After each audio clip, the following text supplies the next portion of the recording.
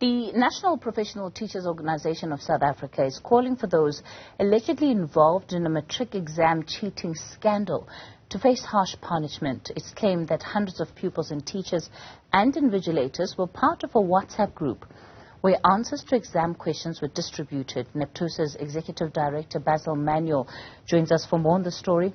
Basil, absolutely astounding the extent to which these educators and learners went just to break the system, to ensure that they did not properly write those exams and effectively just cheated, or at least tried to cheat their way out of these exams. Kathy, it's a real tragedy. It's a tragedy for teachers. When you think of all the hard-working teachers and how much time they've spent, all those hard-working learners, those who put all into it, and even though they will just pass, they have given their all. For that to be cheapened by the fact that people will start questioning the worth of the matric exam. And that is what really infuriates one. And when one thinks that some of our own teachers may have been party to this, makes it even more sickening. NAPTOSA certainly wants to see a very hard line taken. We cannot have miscreants such as these tainting the profession, tainting the entire matric exam. Because, Kathy, what it really does is it brings the credibility of the exam into question, and that is unfair to the millions that pass through the system. This year, almost 800,000. And you think about that and you shudder when you think what the impact of this type of behavior is. Basil, I hear the call for accountability. When we look at, where this incident stems from, this particular school is a repeat offender because they've had previous, of course, allegations of leakages around matric exams. Kathy, that is why we are saying we can't be giving second and third chances.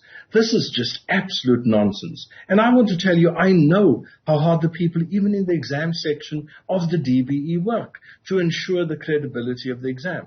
But the system must now start working in protection of all the hard-working people, be they pupils, be they teachers, be they the officials.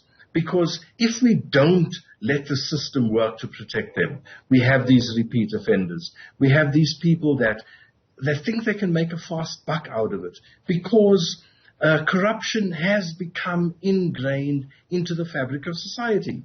And some people don't see this as corruption.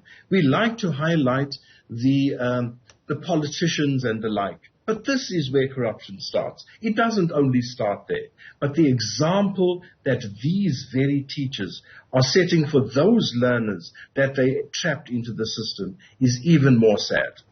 What do you propose must happen now? Well, due process must take place, Kathy. We want a full investigation.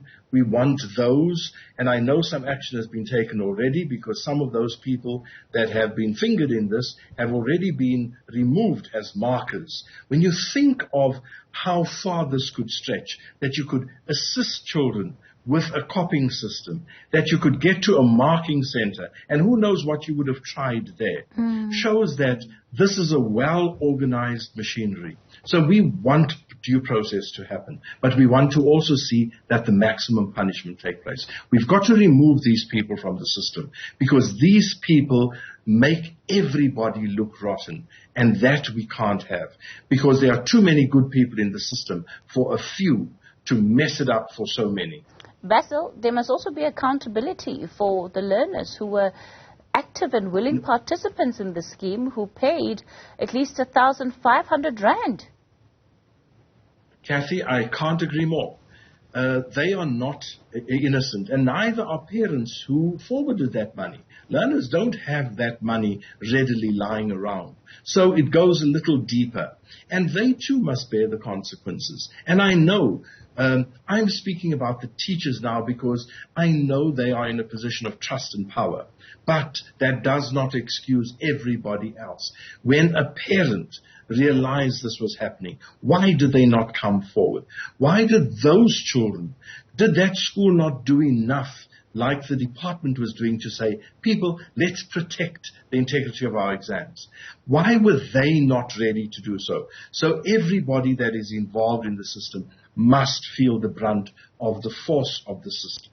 Executive Director at NAPTOSA, Basil Manuel. We'll leave it there for tonight.